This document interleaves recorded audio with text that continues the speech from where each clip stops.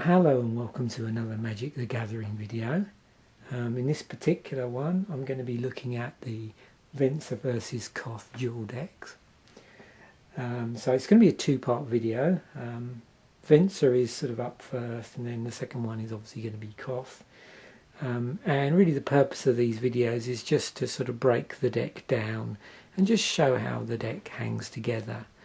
I know with this latest dual deck there's been one or two criticisms I've seen online about it not being one of the better dual decks. With these, I must admit, I tend to have fairly low expectations anyway with a dual deck, and the only thing I really get interested in is whether the decks play well together against one another, and anything like, you know, enhanced cards through alternative art or nice foil planeswalkers is really just an extra bonus here. So I'm just going to break this down into how stuff interacts within the deck, and maybe when we get onto the Koth one, we'll also have a look at how the two decks sort of interact with one another. So first up, just to show you, we've got probably the main card in the deck, or the namesake of the deck, is this card. So it's Venser, very shiny here. So with Venser, he's three colourless white-blue planeswalker. Comes into play with 3 loyalty counters on him.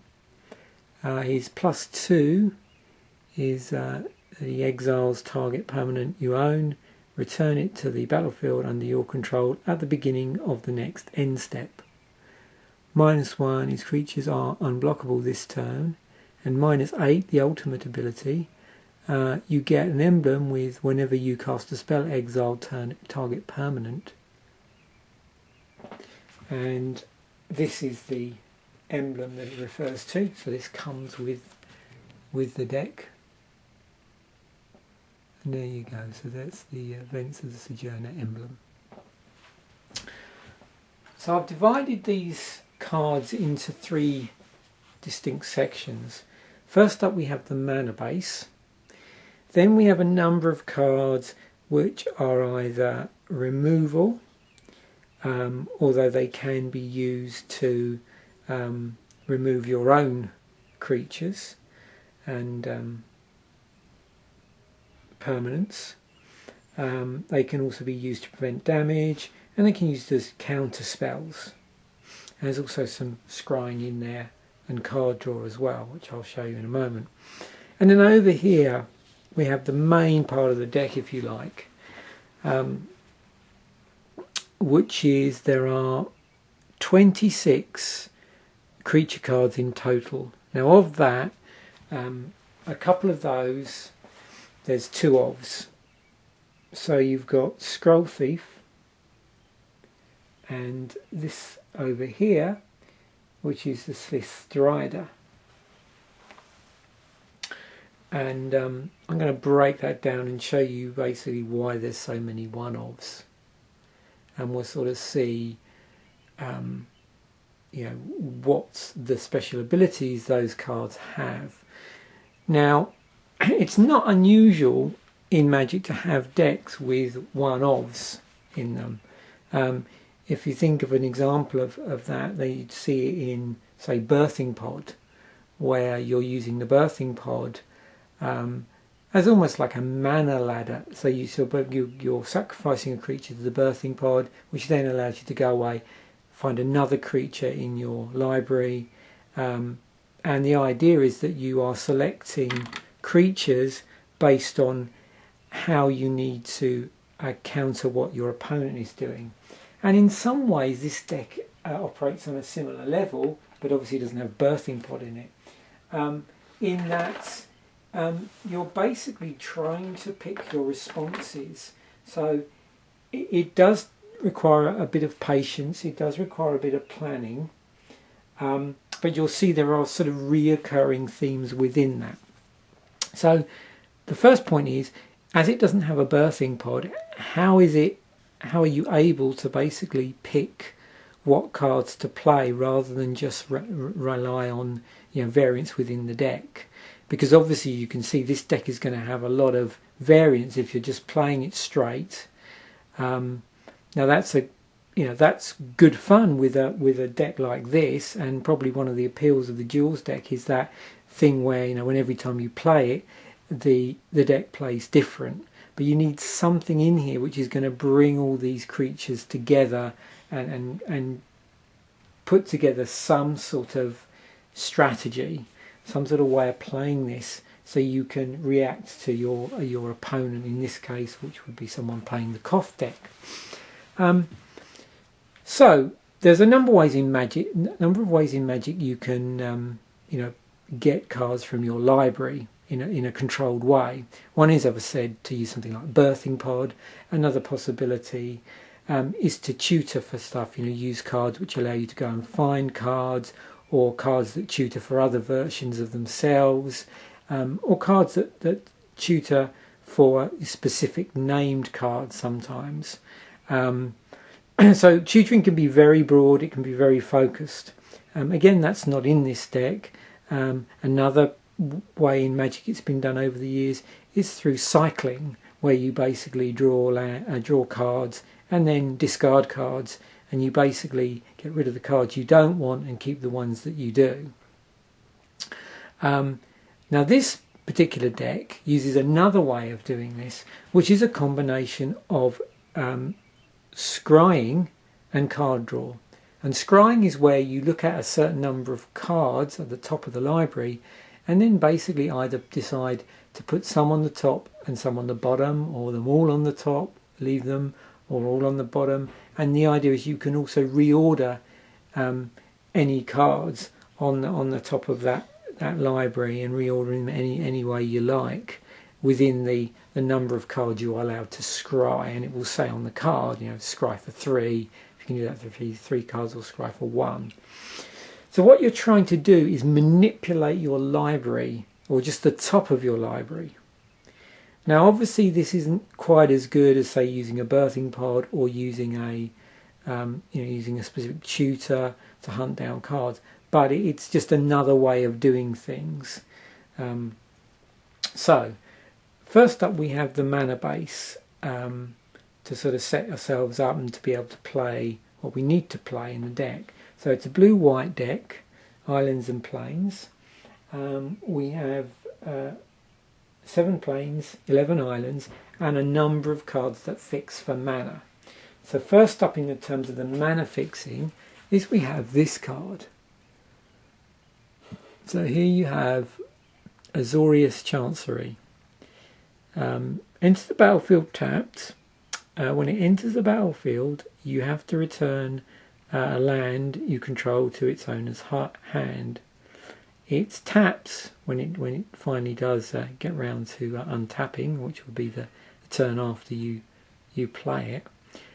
It generates white and blue mana together. Now this obviously is very useful because there are a number of multicoloured cards here which have white and blue mana in their casting cost.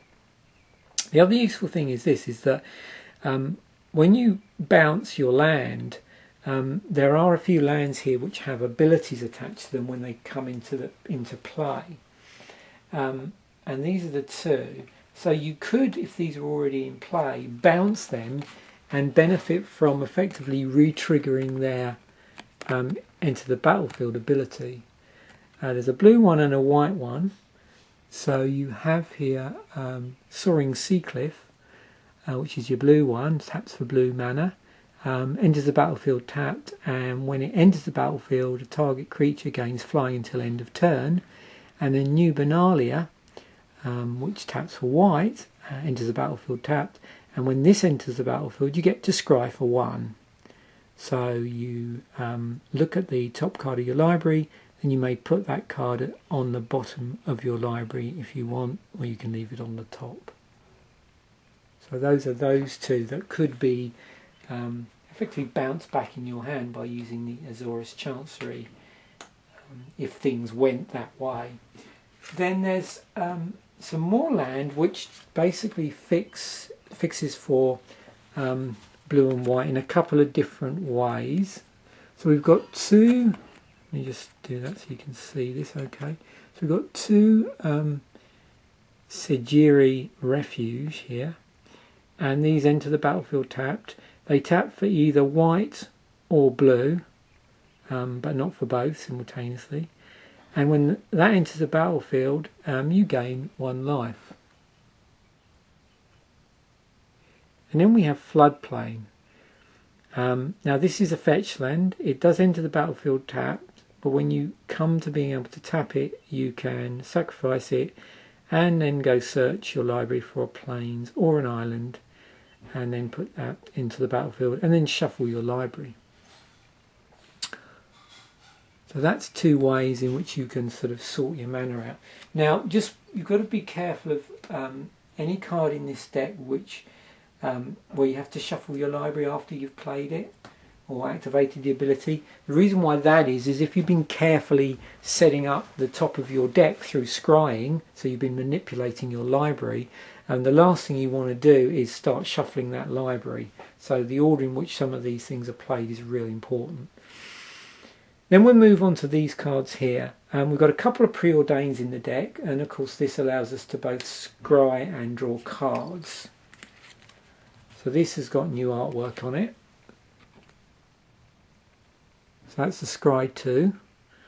So basically in this case we look at the top 2 cards, put any number of them on the bottom of your library and the rest on the top in any order. So you're manipulating the top of your library for sort of future use. But with this card it's immediate because it also has draw a card on it in addition to the Scry. And you'll see a number of other cards in this deck have Scry. Then we've got some exile cards which allow us to exile things. This one, Path to Exile, also with alternate artwork. So this exiles a target creature, and the controller of that creature can then search out their library for a basic land card, put that into the battlefield tapped, and then shuffle their library. You can use it on yourself if you're sort of stuck for land. Say you've got a plains in play and you need to hunt out an island and you've got none in your hand. You could use this card at the expense of exiling a target creature if you were sort of pretty desperate.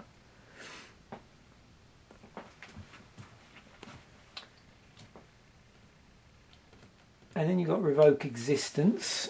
So this exiles a target artifact or enchantment.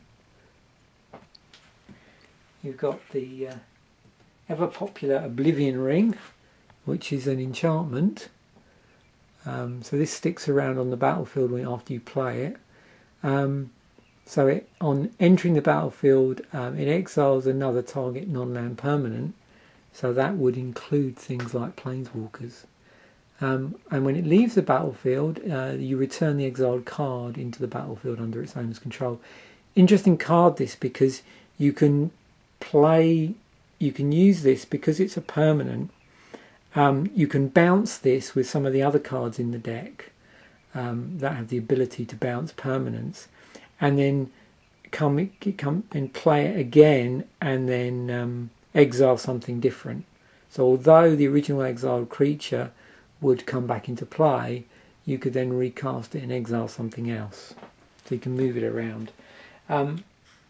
Safe Passage just really gives us sort of a breathing space, in that it prevents all damage that would be dealt to you and creatures you control this turn.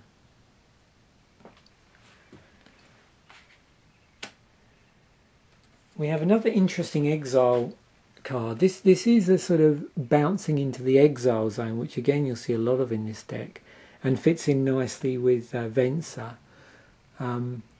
So you exile a target creature, then you draw cards equal to that creature's power, and at the beginning of the next upkeep, when you return that card to the battlefield, still under its owner's control, you discard cards equal to its toughness. So the trick with this is whatever creature you decide to cast it on, you want to do it on one which has more power than toughness, so you end up with keeping more cards than when you started in your hand. So something to remember with that. And then we have Overall, which is basically a counter spell with some caveat on it, which is when you notice the casting cost is X, white and blue. Now what happens with this is it'll counter a target spell unless the controller pays X. So you gauge how much you want to pay this based on how much sort of free mana that opponent might have. But also, as an extra bonus to doing that, the X cost, you gain X life.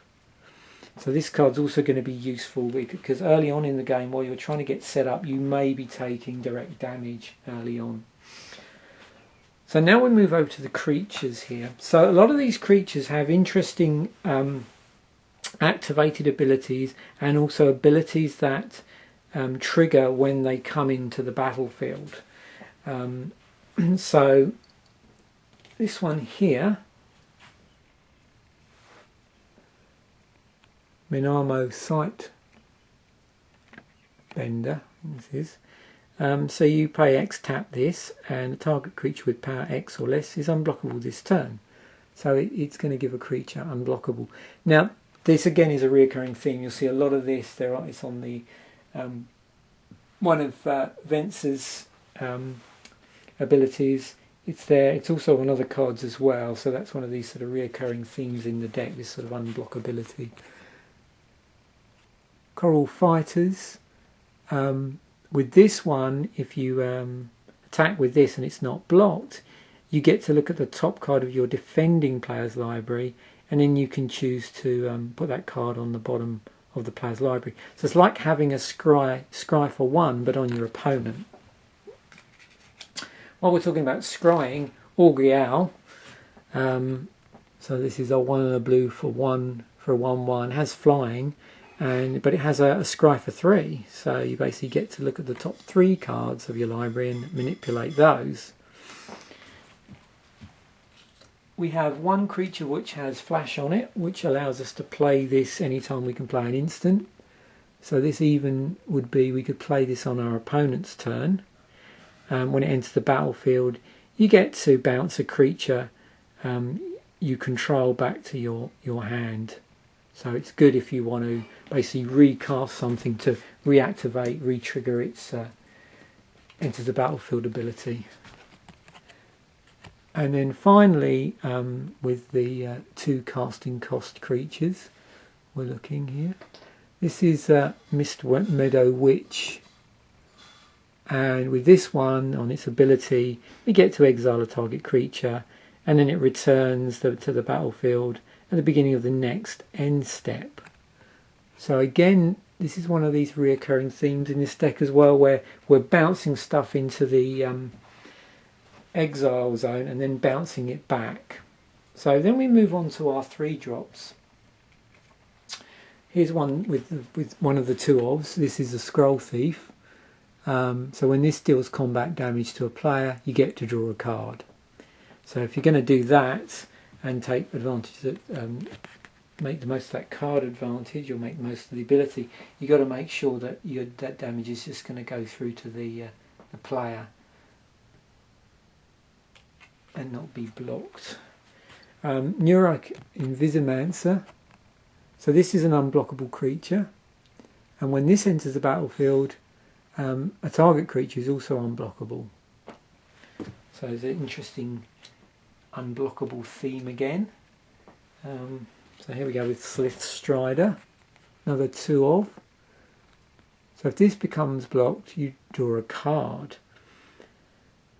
So this is quite a dilemma for your opponent. So if they block this, you get card draw. If they choose not to block it and they let the damage through to the player, this card gets +1/+1 counter on it. Then we have a Wall of Denial, which is a multicoloured card, one white and blue. Its defender has flying. It's a 0/8, but it also has Shroud, so this can't be the target spells or abilities. And then also we've got a Sky Sprite as one of our 3 drops.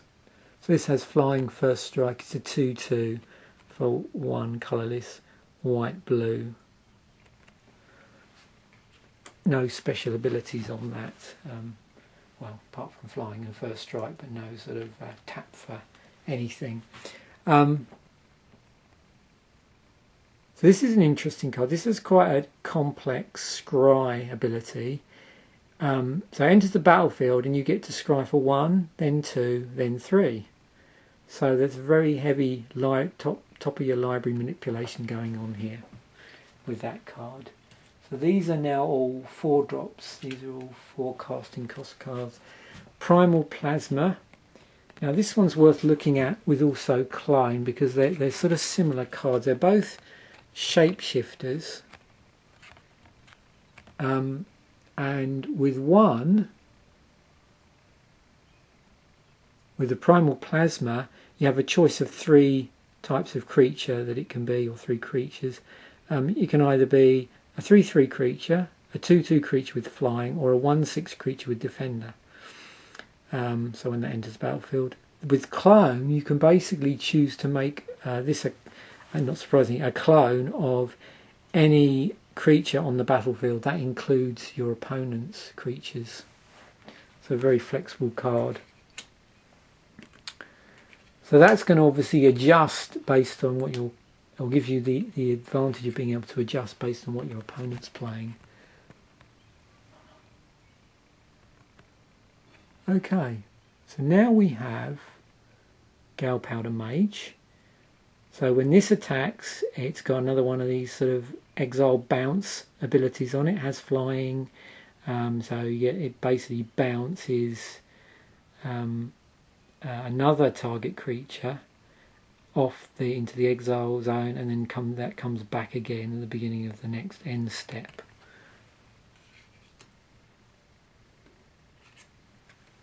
Cork Cartographer, with its ability, this has the ability to go and find a plains if you need to do it, but be careful with this because of course then you've got to shuffle your deck. So if you've been carefully arranging the top of your library, it's going to mess all of that up. And then Sawtooth Loon. So this has flying. It's a 2/2 for 2 colourless and white blue. And when it enters the battlefield, you can return a white or blue creature you control to its owner's hand. And when it enters the battlefield, you also draw 2 cards and then put 2 cards from your hand on the bottom of your library. So it's sort of variation on a scry.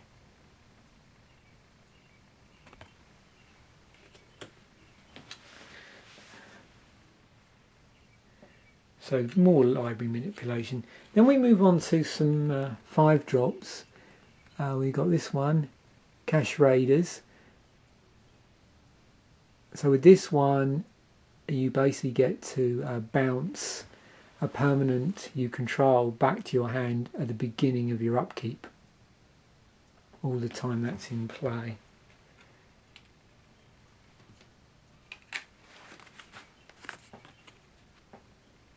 And this one has quite a lot of abilities on it.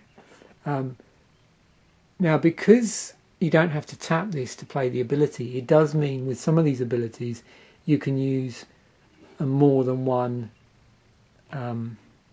more than one land to play this, so it sort of builds up.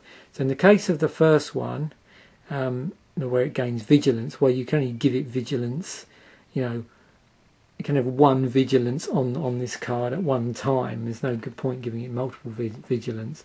But the next one down, you get +0/+1 until end of turn. Well, you could pump that by paying more than just 1 white mana.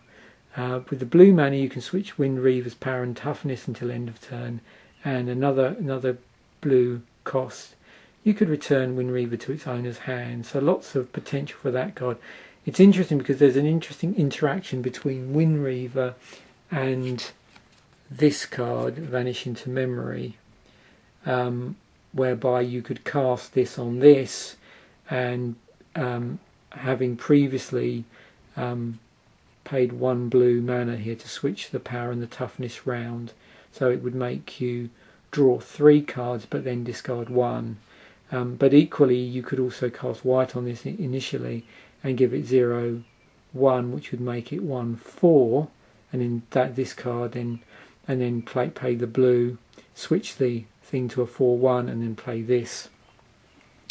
So that's a possible interaction there. Jedit's Dragoons. So this has vigilance. It basically doesn't tap when you attack. It's a 5 and 1 white for a 2/5, so pretty high cost. When it enters the battlefield, you gain 4 life. So the advantage of that is if early on in the game you've been taking a bit of damage directly, that's a way of getting it back. And then we have Sunblast Angel, very interesting card. This comes into the battlefield and it destroys all tapped creatures, so you just make sure you haven't got anything tapped when you play this if you don't want to lose it. 4, 2 white for a 4/5 with flying. And finally, at the top end of the mana curve, we have this thing, which is 5 and 2 blue, so big 7 mana to cast for a 5/6. Does have flying, has this interesting ability where you get to reveal the top 5 cards of your library. Your opponent separates those cards into 2 piles and you choose to put 1 pile in your hand and the other pile in your graveyard. What's interesting about this deck is that there isn't any way, I believe, of getting stuff back from the graveyard. There's nothing in here that will do that. So that card, I feel, always works best where you've got something in the deck that can allow you to retrieve anything that, as a result of that, has gone into the graveyard. And then we have a number of enchantments here, so we'll have a look at these. A couple of them work directly on creatures, and one of them just sort of works across the board on all your creatures. So this one, which is Sigil of Sleep, this enchants a creature, and whenever the enchanted creature deals damage to a player, you get to return the target creature that player controls to its owner's hand. So you get to bounce creatures. Steel of the Godhead, as long as enchanted creature is white, it gets +1/+1 and has lifelink. As long as enchanted creature is blue, it gets +1/+1 and is unblockable. So this is a good card to play on any of your cards where you've got 2 colours, because then both of those abilities are going to be triggered, activated. Angelic Shield works on all creatures, and all creatures you control get +0/+1. You can also sack it to return a target creature to its owner's hand. So that's all the cards in the deck, just gone through. So as I've sort of mentioned, the trick with this deck is to basically work out the best way that cards that you have are going to interact with one another in terms of the bouncing in and out of the exile zone, the making of unblockable creatures to then do damage directly to players, the scrying, and particularly the combination of scrying with card draw, and the manipulation of the top of your library that will help you create, and then just generally the sort of enters the battlefield type effects, and using this sort of bouncing in and out of your hand, in and out of the exile zone, to basically re-trigger those particular abilities on it. And that's really it for the deck. As I've said, the trick is just spending a bit of time and looking at all the possible interactions that can be put to use here, because there is a lot of variance in this deck. And just being mindful of when you arrange the top of your library in a certain way through scrying and all the other things here, you don't then go and ruin it by inadvertently casting a card to get land, which then means you've got to shuffle your library. Anyway, there we have the Venser deck from Venser vs. Koth. Thanks for watching.